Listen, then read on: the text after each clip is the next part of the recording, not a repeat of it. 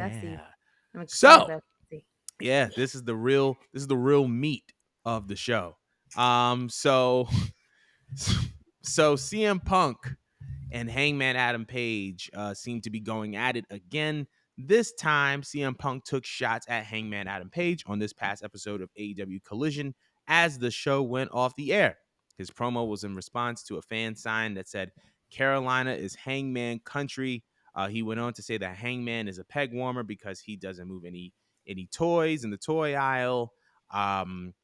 In response to that, there have been reports saying that Punk actually apologized to Hangman for how the joke landed or how it came off. And then on top of that, there were other reports about, Ace Steel not being allowed backstage and Punk blocking certain things and blocking certain moves. And it just seems like it's a whole new set of drama. But I just wanted to know what your take is on the CM Punk Hangman Adam Page feud. I think okay. So I read some reports where it's just all a work. But I think that is, and let me add this. Not only that I read that it's a work, but I read where they have some clause going where they're only allowed to basically slander one another when it's in relation to programming. They cannot do it off screen. They cannot do it like if they're on social media or something like that. They can't just do it randomly. It has to be within the context of programming. And he just chose to do it right after. And apparently they're saying what provoked him is just the sign. I don't know. To me, it still came off like he's being petty and that he's bothered. I don't think that it's entirely a work. I do think Punk is very much bothered. He's very easily bothered. I feel like he's very Absolutely. much immature because in comparison to what anything Hangman has been doing, I understand the elite as a whole has been throwing shade at Punk, but I don't think Hangman specifically really has been throwing shade at Punk. So for him to just be like, oh, well, he's a peg warmer. That's why I have, that's why I sell merch and blase skip. I just think that he's just kind of bitter and washed up. But then at the same time, it's kind of also a little brilliant because I know that they're still building a feud. And they got me invested because I can't tell if it's 100% a work or not. I cannot tell. All I know is that I'm pissed. And maybe that's what they wanted. Maybe that's exactly what they wanted, and I'm just eating it the fuck up, and I'm doing exactly what they wanted me to do. Because right now, in my fan ass head, I'm actually pissed at Punk. I'm seeing someone that's bitter over some some bullshit that done happened a year ago. I'm still mad at the bullshit that happened a year ago, and I feel like he's bringing up old shit because it's believable. Because it's Punk, and Punk is the type to be outspoken and say whatever the fuck he wants to say because he's a Chicago boy at heart. He gonna talk that shit no matter what. Right. So I can't tell if he's just being childish and ruining everything from the inside out, or they're doing exactly what they wanted me to do in response. But also, another report that I read, people were sent home, and that Hangman was actually sent home as well. That he had to record his promo at home, or not at home, but basically off the premises of AEW, and that other people were sent home due to Punk. So I feel like it's also a situation where it could be both. That it could be a work and they're playing off of work because they got a big ass pay per view coming on, but Punk is also antagonizing and quite literally the problem. And that they fear that they're going to have more issues going into the next pay per view because, not for nothing, Tony Khan is a Punk boy. He is. There was a report that I read where this man, I following know the what you're about to fight, say. he over here being a fucking Mark Shannon CM Punk Daniel Bryan stance. Like, my dude, you're a whole ass boss. You are a whole ass boss. Being a Mark, I can't take you seriously. I don't think anyone here takes you seriously. That's why your whole roster backstage is in a full disarray. And I can't tell if that's good or bad. That he's a bad boss. Like, it's weird because in a weird way, it makes me interested in the show because there's chaos. And then I want to know what's gonna happen next because as a fan, we're all nosy. We're all nosy as shit, right? That, That's yeah. that's that's one part of my brain. The other part of my brain is thinking, well, if this was Vince, then y'all be playing this shit. Y'all would be tightened the fuck up and doing nothing but playing your role because you know you're gonna get suspended, fine, or your ass gonna be sent home fired, packing your bags. Like psh, whatever you can't do, someone else gonna do. You Hmm. just gave someone else a spot. People were in WWE are scared. They want to maintain their spot, but in AEW, I just feel like it's a playground. It's a playground, and I made this reference in the chat. It just seems like these motherfuckers, when they're applying for AEW, they read the whole job description, whatever, and it's like, all right, I'm gonna work my little 8 hour shift. You know what I mean? I'm supposed to be an associate, blase, skip. But then they just take this shit and go to Tony Khan after applying the job and be like, yeah, I want this job, but I want to work 2 hours instead of eight. I want to work with Jenny instead of Janae. I want to be only morning hour shifts. And if not, I'm gonna raise hell because I'm Mm, not gonna go anywhere, right? This is all right. free creative control.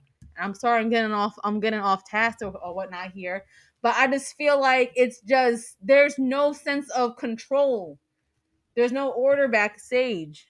So I can't tell if this is real or not. If they're playing off the fact we know that there's no order back there, so let's just turn this all into a work because everyone's already gonna be ruffled up, which Right. I am.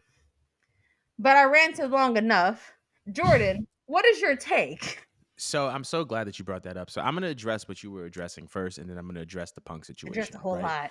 So one of the things we were talking about in the group chat, and I love how we were able to put the group chat into the show, is that there are a lot of people who who joined AEW, and what it seems like, not necessarily truth, because obviously I don't know, but what it seems like is there are a lot of people that went to AEW under the guise of the desire to have creative control. And in reality, they just want to do the things outside of the creative world, the creative realm, I should say. They want the freedom to do things that they couldn't do in WWE because AEW is not going to hold them accountable the way that WWE would hold them accountable, right? Absolutely. When you talk about the roster being in disarray and backstage being in disarray, nine Hmm. times out of 10, it's petty things that are allowed to fester and develop over time, and they're not addressed, and things that people would normally be fired for or let go for, they're being kept. And it's like, that's all well and good, but like, did you come to AEW because you wanted to be able to run a rough shot in a way that you wouldn't have been able to do in WWE? Or did you actually want creative freedom? Because I'm looking at guys like John Moxley, who are the least problematic people in the world. And you can tell that they came for creative freedom. You can look at a Chris Jericho and you can tell that they came for creative freedom, right? But then Mhm. when you look at some of these other talents, it's like the only time I'm hearing more stuff about who you are and what your attitude is backstage than I am about your on-screen product. A lot of these people have more Twitter time than they do TV time. And it's like Ooh, it's what a because quote. What a there's more quote. that's a bar. Stop playing. But like, and a lot of it is just because like like y'all would much rather be in a state where you're just causing drama than you're actually creating. And you know what I'm saying? Like that's just how I feel, right? A lot of these cats is getting more Twitter time than they do TV time, and it's not by coincidence. Because it's just because y'all get to AEW, a place where there is more creative freedom, and instead of using that ability to develop your character, to help develop stories, you just run around creating drama, being mean girls, being mean to other people. Like it's just too much.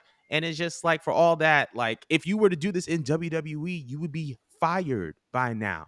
And that's part of the reason why y'all have such a negative attitude towards WWE, is just because you know you couldn't do what you're doing in AEW and WWE. You would be straightened and sent home. Period.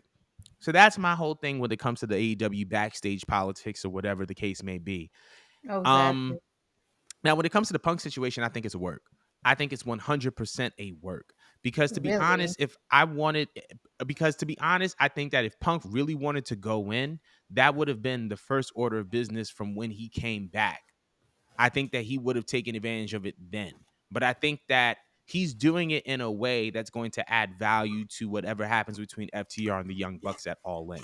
Because when you see FTR, at this point, you also think CM Punk. When you see the Young Bucks, you're at this point going to think of Hangman Adam Page. And if Punk can add fuel to the fire that is that trilogy in order to give it value without necessarily having to say something that's like volatile or personal, then I think that he's going to do that. And I don't think that there's anything wrong with that. But I Mhm. feel like at the same time, like I feel like a lot of people are up in arms about Punk because they feel like, oh, this is real. And it's just like, well, ain't that the point? Ain't that the point, to make you feel as if it's real so that you can actually be emotionally invested? Because let's be honest, over the past 10 years, when it comes to wrestling journalism, we think that we know everything. And so if we can take a peek behind the curtain, or at least have the illusion that we have a peek behind the curtain, we're automatically going to be more emotionally invested because we think we know. Hell Because we yeah. think we know. So I really don't have a problem with all this. I think it's getting blown out of proportion, and I think that is just the work at the end of the day. But that's all I really had to say about the I just Punk. have one more question though, because Go ahead. like people are comparing the people are pretty much comparing the viewership of Collision to basically that of Rampage because again it's on Saturday. Do you think Yeah, this is on purpose so that people will try to actually tune in to a Saturday show? absolutely. I think that, and if I could add on to that, I think that Collision has a great television product that rivals Dynamite. And I feel like part of the reason why stuff like this is being done is so that they can keep those ratings up. They can not keep those ratings up, but get those ratings up and attract more viewers. Because if they are not attaining the viewership that they want, it's not because of the quality. One of the best Mhm. tag team matches I ever seen in my life, with Jay White and Juice Robinson versus FTR, happened 2-3 weeks ago. They are having Mm. quality matches.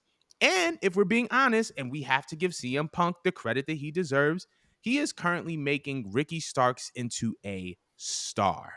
All right.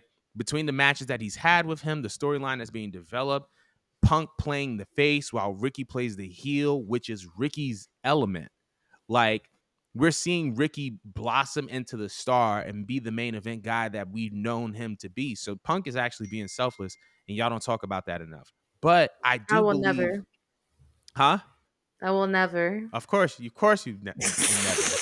But I feel like they really want to get the ratings up, and this is another way how to do it. You know what I'm saying? And to be honest, I think that even beyond the ratings, like, Collision is still getting a lot of attention and a lot of viewership even after the show ends. So that may or may not even be a relevant metric. But how about yourself? Do you think that this is a ratings ploy? Hmm. I honestly think it might. Mm, I think it might just because coming out of Collision, I mean, I'm not saying Collision's a bad show, but you have to understand how exhausting it is to watch wrestling 6 days out the week. You get Monday Night Raw, Tuesday night NXT, Wednesday night Dynamite, Thursday night, if you care to, Impact, Friday night got SmackDown, and now you want to throw in a day that's usually supposed to be just for pay per views for WWE. You want to throw in Collision into there. yeah. It's very risque, but they got a motherfucking pay per view. I think two they might Mm, have to promote. Drastic times calls for drastic measures? Question mm, marks. I think that they're trying to take what was a shoot and make it a work and make it actually work. Is it working as of right now? Yeah, because I'm yeah. pissed. So can I be mad? Not Yes, you really. could. Right. I was Well, about to I'm say yes, you mad. can. I'm mad within reason. I'm mad within reason because I can't tell if it's real or fake until everything's done. And I Right. gotta see if this man gets mad and if he's invited to another media scrum after. Mm. We won't know. That would be so funny if he goes into another media scrum. He needs to be banned from media scrums. He's Moving media on. scrumless.